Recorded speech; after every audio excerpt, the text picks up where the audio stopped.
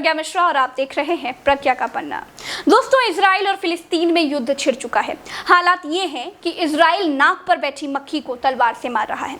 Hamas को खत्म करने के लिए रिहायशी इलाकों में फाइटर प्लेन से बमबारी कर रहा है, जिसमें 200 से ज्यादा आम निर्दोष फिलिस्तीनी मारे जा चुके हैं। 10,000 से ज्यादा घर छोड़कर जा चुके हैं।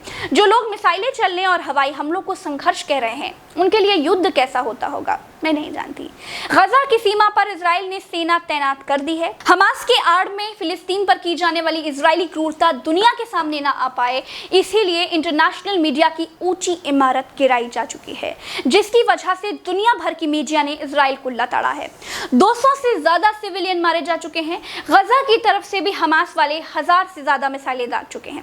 अरब देश धीरे धीरे लामबंद हो रहे हैं। इजराइल के समर्थन में भी तमाम देश खड़े हो गए हैं। इजराइल के प्रधानमंत्री नेतन्याहू ने अपने समर्थन में खड़े देशों की खबर सार्वजनिक करके आगे के भीषण संकेत दे दिए हैं। इजराइल हमास को खत्म करने के लिए गजा पर और ज्यादा हमले करने वाला है, ये साफ कर दिया है। अगर किसी अरब देश ने चूं चपड़ की तो ये युद्ध विश्व युद्ध में बदलते देर नहीं लगेगी। दूसरी तरफ फिलिस्तीन के समर्थन में सारे इस्लामिक देश एकजुट हो गए हैं। 57 सदस्यीय इस्लामिक देशों के संगठन ऑर्गेनाइजेशन ऑफ इस्लामिक कोऑपरेशन ने फिलिस्तीनियों के खिलाफ इजराइल की कार्रवाई को बहुत ज्यादा गलत बताया है और इजराइल को हद में रहने को कहा है।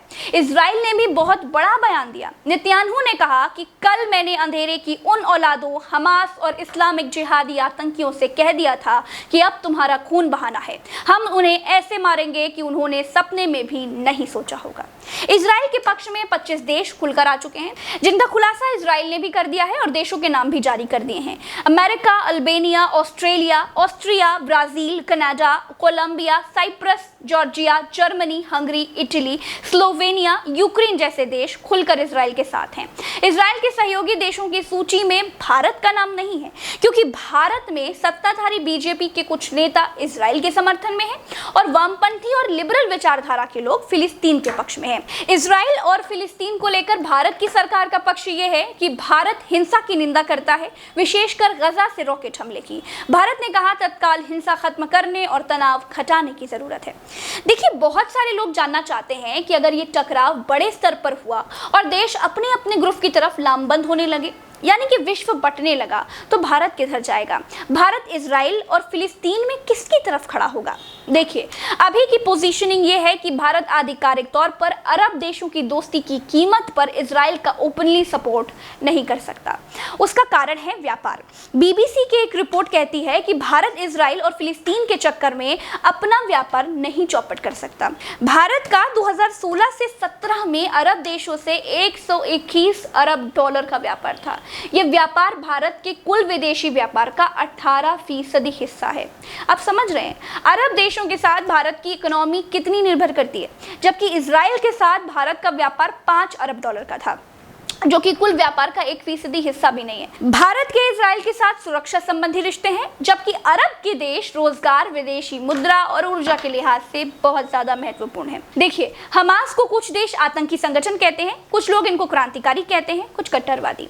और हमास के एक विंग राजनीति में गहरी पकड़ रखता है। फिलिस्तीन के विधान परिषद चुनावों में 132 सीटों में से 74 सीटें जीत चुका है हमास। इसका मतलब यह है कि हमास फिलिस्तीन में बहुत ज्यादा लोकप्रिय है। हमास फिलिस्तीन के लोगों का हीरो है। हमास ने पहले रॉकेट दाग कर जो किया, उसका समर्थन कोई नहीं कर सकता। भारत ने भी नहीं किया, लेकिन इजराइल ने 1948 से लेकर अब तक जो किया है वो भी गलत था। फिलिस्तीन ने इजराइल को बैठने की जगह दी तो वो एहसान बुलाकर पसर गया। भारत की बीजेपी सरकार अभी खुलकर नहीं बोल रही है, लेकिन बीजेपी की तरफ से देश के प्रधानमंत्री रह चुके श्री अटल बिहारी वाजपेयी खुलकर फिलिस्तीन का समर्थन कर चुके हैं। अरबों की जिस जमीन पर इजराइल कब्जा करके बैठा है, वो जमीन उसको खाली करना होगी। आक्रमणकारी आक्रमण के फलों का उपभोग करे, ये हमें अपने संबंध में स्वीकार नहीं है। तो जो नियम हम पर लागू है वो औरों पर भी लागू होगा। अरबों की जमीन खाली होना चाहिए। जो फिलिस्तीन है, उनके जो फिलिस्तीनी हैं, उनके उचित अधिकारों की प्रस्थापना होना चाहिए। दोस्तों, हमास के रॉकेट हमले गलत थे। आतंकियों और हिंसा फैलाने वालों को फांसी पर लटकाना चाहिए, लेकिन हमास से निपटने के लिए इजराइल जो कर रहा है वो भी गलत है। फिलिस्तीन में गेहूं के साथ घुन पीसे जा रहे हैं, आम आदमी मारा जा रहा है। दुनिया भर की मीडिया इजराइल पर आरोप लगा रही है कि इजराइल ने 12 मंजिला अंतर्राष्ट्रीय मीडिया के ऑफिस वाली बिल्डिंग इसीलिए गिराई ताकि इजराइल हमास की आड़ में फिलिस्तीन पर बर्बरता कर सके और उसकी तस्वीरें फिलिस्तीन से बाहर ना जाने पाए। अल जजीरा ने एक बयान जारी करके कहा है कि इजरायली सरकार के इस कदम का मकसद मीडिया संस्थानों को खामोश करना और गजा में जो हो रहा है उसे दुनिया के सामने न आने देना है। अल जजीरा न्यूज चैनल ने विश्व से मांग की है कि पत्रकारों और मीडिया संस्थानों को निशाने बनाने के इस बर्बर कदम की कड़े शब्दों में आलोचना करें और इजराइल को जिम्मेदार ठहराने के लिए अंतर्राष्ट्रीय स्तर पर कदम उठाए जाएं। एसोसिएटेड प्रेस ने कहा है कि यह स्पष्ट है कि जिन्होंने ये युद्ध छेड़ा है वो न केवल गजा में तबाही और मौत फैलाना चाहते हैं बल्कि मीडिया को भी खामोश करना चाहते हैं। गजा में जो कुछ हो रहा है मीडिया उसकी सच्चाई दिखा रही है और इस पर रिपोर्ट कर रही है। इजरायली सेना ने कहा है कि उसने गजा में मौजूद उस टावर को ध्वस्त कर दिया जिसमें हमास का एक ठिकाना था।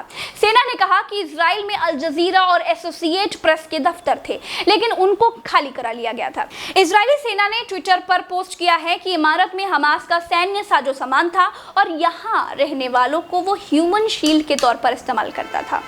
इजराइल ने अपने दोस्त देशों की लिस्ट जारी करके अरब देशों को एक हिसाब से धमकी दी है।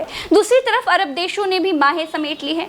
तुर्की के राष्ट्रपति एर्दोगान ने कहा है कि वो इजराइल के दमन को बर्दाश्त नहीं करेंगे। तुर्की के राष्ट्रपति रेसिप तय्यप एर्दोगान ने कहा है कि इजराइल ने सभी सीमाएं लांघ दी हैं। तुर्की इजराइल की क्रूरता से दुखी है और गुस्से में है। हम इजराइल के दमन को स्वीकार नहीं करेंगे, चाहे पूरी दुनिया हमें नजरअंदाज करे। दोस्तों, पूरी दुनिया में फैले फिलिस्तीनी इजराइल के खिलाफ प्रदर्शन कर रहे हैं। यहाँ तक कि इजराइल में रह रहे फिलिस्तीनी इस जुल्म का प्रदर्शन कर रहे हैं, लेकिन खून खराबा और हमले जारी हैं। इजराइल का कहना है कि वो हमास को खत्म किए बगैर शांति से नहीं बैठेगा।